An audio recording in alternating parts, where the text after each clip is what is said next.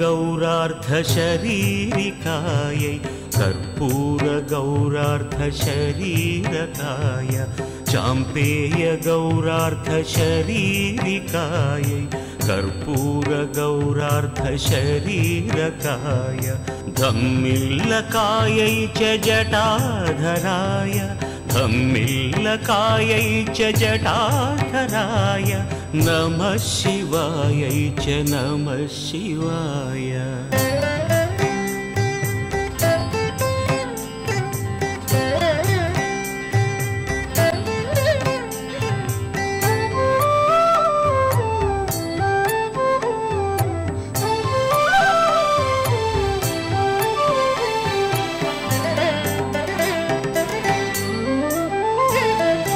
కస్తూరికా కుంకుమ ఈటీవీ2 ప్రియా ఫుడ్ సాహా కార్యక్రమానికి స్వాగతం.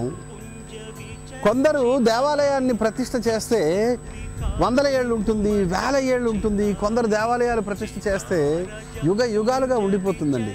అదేంటో నేను చాలా చోట్ల ఆంధ్రప్రదేశ్లో చూశాను. అగస్త్య మహాముని ప్రతిష్ఠ చేసిన దేవాలయాలు చెక్కు చెదరకుండా ఉన్నాయండి. మచిలీపట్నంలో ఉన్నాను నేను, శ్రీ రామలింగేశ్వరి దేవాలయంలోను. కృతయుగంలో అగస్త్య మహాముని ప్రతిష్ఠ చేసిన దేవాలయం తర్వాత కప్పబడిపోయింది, ఉండిపోయింది. సుమారు ఒక 400 సంవత్సరాల క్రితం ఇక్కడ పూజారి అనమాట, ఈ ప్రాంతంలో అర్చకులు అయిన దేవస్థానం అర్చకులు అప్పటికి కందుకూరి సూర్యనారాయణ శర్మ గారికి కళ్ళలో కనిపించి, నేను ఇట్లా వాల్మీకం పుట్టలో ఉన్నాను, నన్ను తీ బయటికి అన్నారు. ఈయన వెళ్ళి ఆ పుట్టను తవ్వించగా అక్కడ తేజోమూర్తి అయిన రామలింగేశ్వర స్వామి దర్శనం జరిగింది. అప్పట్లో ఇక్కడ బ్రిటిష్ అధికారి రాబర్ట్సన్ ఉన్నారండి. ఆ రాబర్ట్సన్ గారు చాలా ప్రోత్సహించారనమాట. ఆయన ప్రోత్సాహంతో రాజరాజేశ్వరి అమ్మవారు, వీరభద్రస్వామి, రాజగోపుర నిర్మాణం, అంతరాలయం, గర్భాలయం, భద్రమండపం, చాలా నిర్మాణాలు జరిగాయండి.